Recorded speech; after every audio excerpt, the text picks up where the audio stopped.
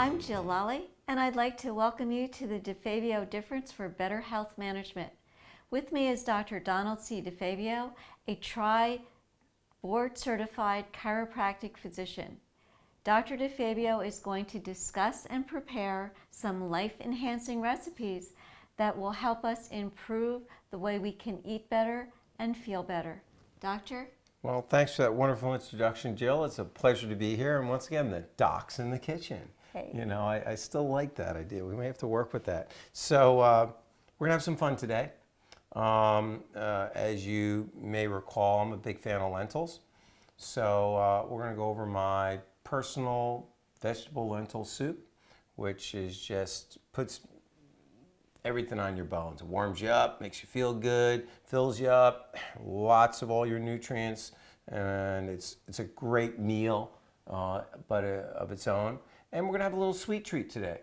We're also going for a sweet treat. It's gonna be a banana chia muffin with gluten and dairy-free. All right. So, and it's really going to be good. I think everyone's going to enjoy both of them. Okay. Thank you. So, since you are closer to the soup pan, let's get it started. Okay. What do you think? Let's Okay. bake the So, soup. start with a little bit of soup. 2 tablespoons of olive oil in the soup pan. All right. Just warm that up a little bit. All right. And we're going to put in 2 cloves of coarsely chopped garlic. It's a soup. It's all going to cook down, okay? I like my soups kind of hearty, kind of full. You can mince it up real fine if you want, but I cook my lentil soup to death, okay? My braised lentils that we do, I keep them whole, I keep them a little firm to really get the texture. Personally, the lentil soup, I like to boil it down to almost a mush. Well cooked. Yeah, it's really, that's the way I like it, okay? Does it have to be that way? No, but that's the way I like it. So garlic and onions, a little bit of oil, just kind of warm that up a little bit. Let's take a look at the fire. Fire will come down just a smidge. This is really simple. We're going to use our washed and soaked green lentils. I use organic green lentils because we are what we eat is fed. And I want my food fed, no pesticides, no preservatives, and minimal processes if we can. Rinsed, checked for debris, little stones, things like that. And already soaked them for an hour, which means they're going to cook more quickly. Okay? Put them in. Why do I put the lentils in while the onions and the garlic are just sauteing? It makes me pretend I'm making risotto. So I'm pretending I'm making risotto. If it works for rice, it's got to work for lentils, right? You want to hold the handle for me there, Jill? Just stir it around a little bit, okay? Good. And it's a vegetable soup, so there's going to be lots of vegetation. It needs fluid, though. You can use a vegetable stock, which you can make on your own, or you can buy, all right? I'm going to use water, all right? Because that's just what I like to use, all right? And I'm going to use boiled water in my electric kettle, so it's already hot. Again, like risotto. If you do it for risotto, it's got to be good for lentils. I'm going to cover the lentils with water. The recipe calls for 1 cup of lentils dried and 4 cups of stock or water, okay? At that point, we go with about 1 cup of chopped parsnips. Gives it a lot of sweetness. A little bit more than 1 cup, 1.5 cups of celery. Celery, you want to get the leaves. You don't want to get the leaves for a couple of reasons. Number one, that's where most of your nutrients are. But when you eat celery, when you eat the leaf, how's the flavor versus the stalk? Sweeter. Yeah, there's more flavor in the leaves, okay? So that's where that celery flavor comes through. And in the bottom, by the bottom of the stalk, there's more flavor down there, all right? If you buy organic celery, I wouldn't worry if there's still a little bit of dirt on it, okay? Because we can talk about the importance of the gut microbiome on another show, but you got to get some nutrients in there. Always wiping your hands down with antibacterial gel to kill the bacteria on your skin. Number one, it hasn't been shown that it reduces the transmission of colds, but it just destroys the microflora on your skin. And then you're putting all these toxic chemicals on your skin, and now your body's not exposed to anything, so how's it going to develop natural immunity? So anyway, a little bit of dirt never hurt anybody, to quote my father. Okra, about 5 okra, again, coarsely chopped. Okra will give it a pasty type of feel, all right? And a big sprig of fresh, if you have it, rosemary. Very pungent, goes great with the lentils. Those phenols, that's that oiliness to rosemary, gives that oiliness. Those are very beneficial for your health. They really help to boost the immune system, help you fight off colds and flus. Really good for upper respiratory problems. Oil of oregano, oil of rosemary, both like that. Rosemary is also a very good antioxidant and anti-inflammatory. It's often paired with other herbs like ginger and turmeric and boswellia in supplements to help reduce inflammation. So cook with it and be liberal with it, okay? And the smell, the aroma is wonderful. Salt to taste. I'm gonna add a half teaspoon to start. Now my carrots also give us a lot of sweetness. If you're able to pick your carrots that are all about the same diameter, as opposed to like the parsnip's kind of a pain in the butt to chop up because you got to get the pieces about the same size so everything cooks equally, all right? But if you get all your carrots that are about the same size, you can slice them on a little angle like you often see in Chinese restaurants. So it looks nice, they're not too big, and they cook evenly, and you don't have to chop twice, you only have to slice them once. If you leave the skins on, you will get more nutrients, but it gets a little bitterness. So I don't peel them really, really well. If I leave a little bit of skin on, I think that's okay, because I'm getting some nutrient from the skin, but it's also not impacting the flavor that much. That goes in here as well, all right? And then just stir it around a little bit. We're gonna cover it. Now I use boiling water, so it's almost already at a boil, okay? And then once it's at a boil, we turn it down to a simmer, keep it covered. Again, the lentils will be cooked in 35, 40 minutes, all right? It's 35 minutes to an hour, let's say. I'm gonna leave it on for an hour and a half because I really like my lentils to cook down and almost into a paste, okay? All right? Bay leaf goes in there as well. Just make sure you don't eat the bay leaf, take it out at the end. It's ironic, we use bay leaves for cooking, but they aren't edible. So we want the flavor, but you can't eat the bay leaves, all right? So, yeah, black pepper. So we're gonna let that cook, and while that's cooking, we will start on our coconut muffins, okay? Or banana muffins. I just got to get the lid for that. Go ahead, I'm listening. Do the different colors of the vegetables give you different nutrients? Good answer. Of course they do. That's why you want to have as many different colors in your diet as possible. Carrots, we know they're very high in carotene, good for the eyes, but high in vitamin A, all right? If you eat too many, or if you drink a lot of carrot juice, fresh carrot juice, yeah, the palms of your hand will get orange, all right? But that brings different nutrients. Your greens will bring different nutrients.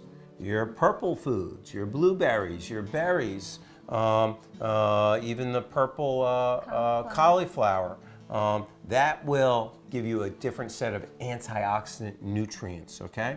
And those antioxidants are really important. You need to have a broad spectrum of colors in your food, all right? So you want to have, reds and greens and whites. You want to have a little bit of everything. Let's talk about those muffins, okay? You ready for this? 6 eggs. Isn't this the part where you go, 6? What about all that fat? You didn't know, And not yet, cholesterol. huh? And cholesterol. 6 eggs. Let's take all the fluids first. A cup of coconut milk.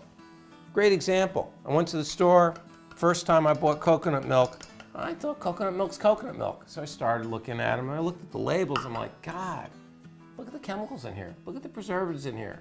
All right, I said, I'm not going to get the flavored. I'm not going to get the vanilla. I'm not going to get the sweetened. I want regular chemical milk. And I'm looking at them, and I couldn't believe it. It took me a while to find one that said contains organic coconut milk and organic guar gum. Okay, I'll take the guar gum. That's it, 2 ingredients. All the rest had like a little paragraph. That's what I'm talking about. Reading labels. Reading labels. Coconut milk. 4 teaspoons of vanilla. And honey as a sweetener. This is a 1/4 cup of honey. Now honey should be raw, and it's got to be, it doesn't have to be, but it should be local. You have to be careful. Honey can be filled with glucose and sucrose and high fructose corn syrup, okay? Even though it says honey on it, natural honey, be careful. Know your source. I go with a raw honey and I go with a local honey because I want to get, bees live off of pollen, okay? So I want to get all that natural pollen, all right? And that helps me build my immune system. And most of the time, honey's like this, all right? Different color. Well, but sometimes it's like this. It's like a rock, right? It's solid. This is just crystallized. There's nothing wrong with this. This is raw honey, so it's going to have pollen in it, and propolis, which is the protein that the bees eat, okay? It's got all the nutrients, and it's from New Jersey, right here, 20 minutes from where I live. So it's going to have the local pollens. A tablespoon or 2 tablespoons of this a day is great for people who have allergies. As long as you don't, and some studies have shown it actually reduced the risk for diabetes by having honey every day. So let's add, now if it is crystallized on you like that, all you have to do is warm it up. That's all. Gently warm it in a double boiler. Put it next to the stove. Don't want to heat it too much because it breaks down those raw enzymes in there. All right. So those are all of the wet ingredients. And this is going to need to get whisked up. And then we're going to add it to our dry ingredients, which are coconut flour. This is a dairy-free and gluten-free recipe. All right. Gluten is a problem for a lot of people. But what's also a problem for a lot of people is the fact that our grains today are grown and harvested with an exorbitant amount of Roundup, okay? Phosphate. They spray the wheat with Roundup so it all dries out and dies at the same time so they can harvest it all at once. And that goes right into our bodies. That's why so many people are sensitive, I believe, to gluten today.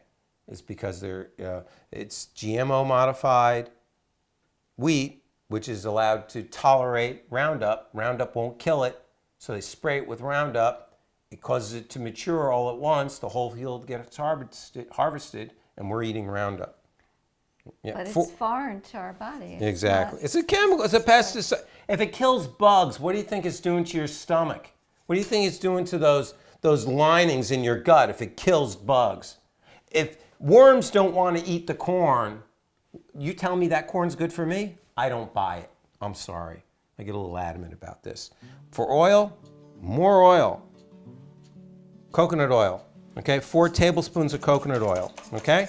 Now, coconut oil is solid at room temperature, so people go, oh, coconut oil, you can't have it, it's solid at room temperature.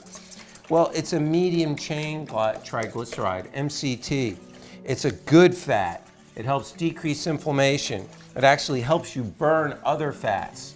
It actually helps improve your gut lining. It helps close those junctions by balancing the good and bad bacteria. So it is very, very beneficial for you, okay? So those are all the wet ingredients. The dry ingredients had baking soda and salt, a half teaspoon of salt, and a teaspoon of baking soda with 1 cup of coconut flour. Just going to whisk this in. Now, I said these were banana chia muffins. There's no banana or chia in here yet, is there? We fold those in at the end, Okay? We'll fold in 4 tablespoons of chia seed, and we'll fold in 2 mashed ripe bananas. Then we put them in our baking cups, and we put it in the oven, 350, about 35 minutes till they're dry. When you put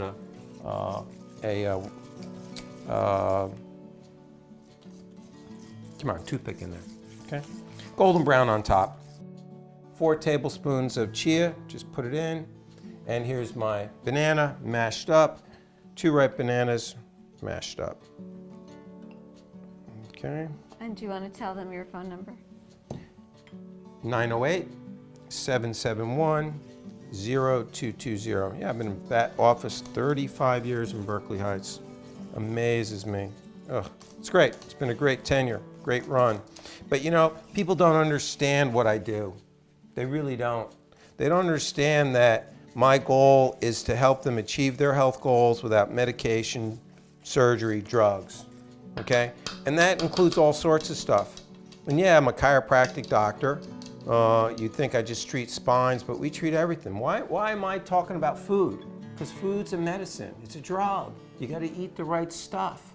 Okay? Why do I give people exercises? Because I want them to stay well.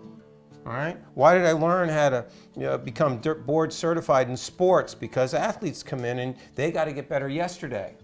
Why did I take an orthopedic certification? Because I want to deal with elbows and knees and shoulders. Every joint in the body is supposed to be freely movable. If it doesn't move freely, it's a problem. Well, it's my job to get it to move freely. I can adjust, manipulate any joint in the body because it works better. When it works better, the body's healthier. Why did I take a certification in rehabilitation?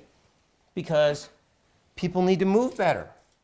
If you have poor mechanics in life, you're gonna wear out your joints quicker. So that's my story, Joe. I'm gonna scoop these in here. A ice cream scoop is just the perfect size. I'm gonna fill these up. This is gonna take a little minute, so I don't know if there's something the viewers can do in the meantime. Well, maybe we'll come back and then you can show them. Yeah, well, what we'll do is I'll put these in. If we can take a short break, that would be great. I'll finish these. We'll put them in the oven. They take about 35 minutes, and then we'll come back when they're done.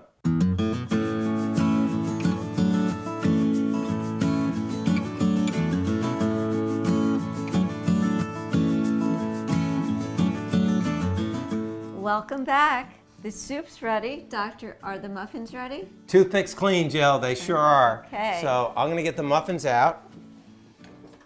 Oh, man, they smell great. And look at that, nice and golden brown. Ooh, toasty. When you come out, oh, by the way, the cups, they call for foil cups, okay? Not just paper, foil. But you take them right out of the tin and put them on a rack to cool. And you know, there's a lot of good ingredients in here. Now we use 6 eggs. I didn't mention that they were omega-3 eggs, meaning those eggs were fed omega-3 fatty acids, which are very good fat, good anti-inflammatory, good for cholesterol levels, good for brain health, good for nerve health. So, you know, we are what we eat is fed. So ideally it would be an organic omega-3 egg, but at least there are omega-3 eggs. Oh, got an extra cup on that one. Okay, so we'll let those cool, and then in the meantime, that'll be dessert. Are you feeling like having some soup? And I don't even need a stone for this soup. Yeah, no stone soup. No stone soup, exactly.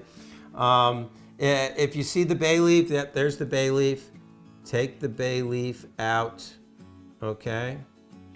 All right, so we don't want to serve the bay leaf. There we go, great, thank you.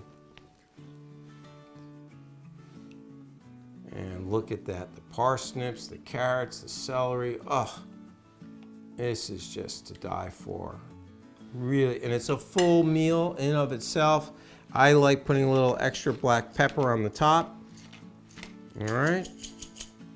And then actually what we really need to do is serve it Food Network style and clear off the rim. All right. And give you a fresh little sprig of parsley. I'm sorry, rosemary on the side for those extra phenols.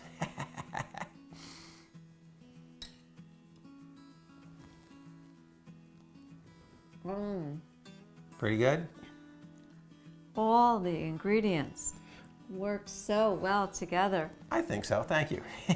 But no, everything's kind of balanced in there, yeah. It's all about it. Now, what about the texture of the lentils?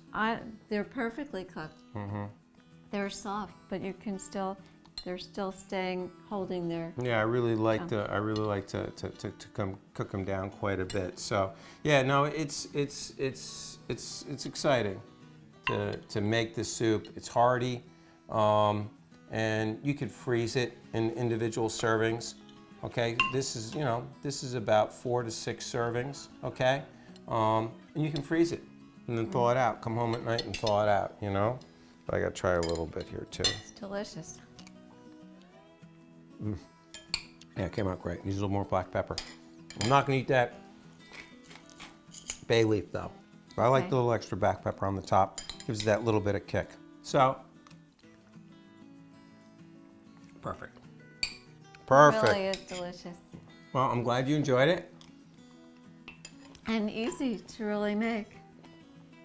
Real easy. One pot, a little chopping. And you'll have it for a couple of meals. Exactly. So now that I dirtied this plate, I think there's another plate over there. You want to grab that? These I think they're cool enough. Here's your dessert. May I take your foil off your muffin for you? There you go. So coconut banana chia, gluten-free, dairy-free. A top chef and a gentleman too. Ah, there you go. Flattery will get here everywhere, Tell it to my patients. Always flatter the doc, especially during your treatment. So moist. Yeah, isn't it? Yeah. And you can feel that softness in your mouth from the coconut oil. And again, it's an MCT, it's a medium chain triglyceride, it's a very beneficial oil. The omega-3s, you can take them as a supplement, which I do every day. I take my Omax every day. But it's in my food. Chia also converts to omega-3 in your body. Also a good source of essential fatty acids. Hemp seed is another good source of essential fatty acids. All plant-based. All plant-based. Okay. Can I have some non-plant food in my diet? Sure. But plants need to be the foundation. They really do. That's where your vitamins are. That's where your minerals are. That's where your essential fatty acids. Why do you think they call them essential fatty acids?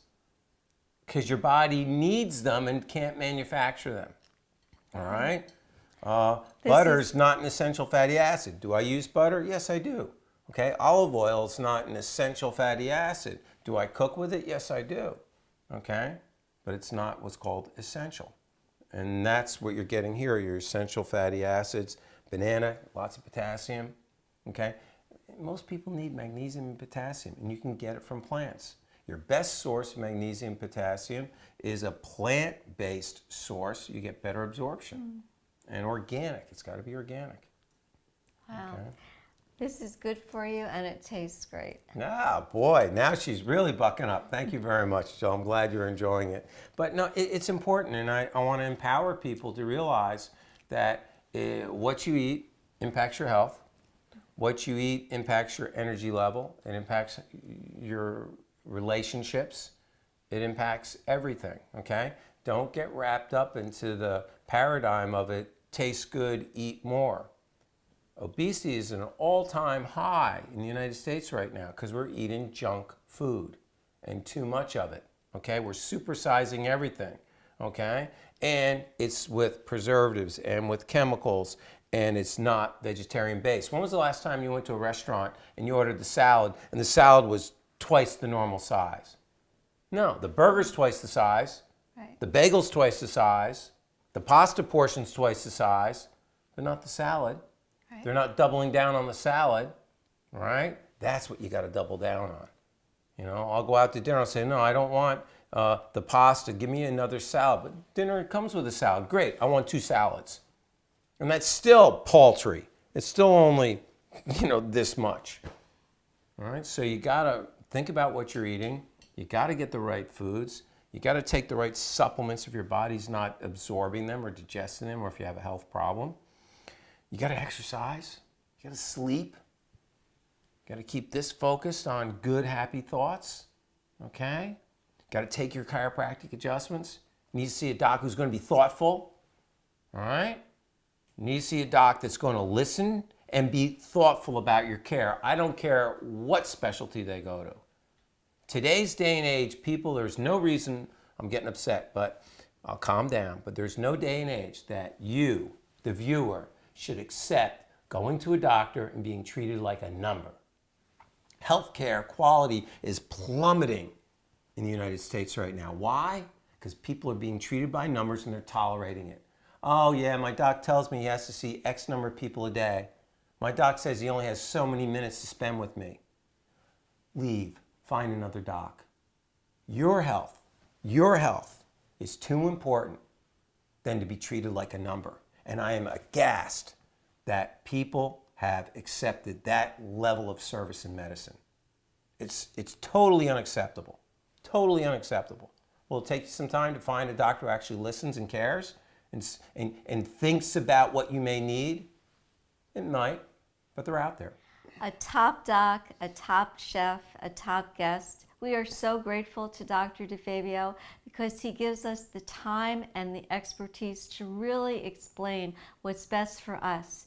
Good food, better diet, better exercise, positive mental attitude, chiropractic, natural health care. He's the whole package, and that is the DeFabio difference for better health management. I'm Jill Lally, and thank you.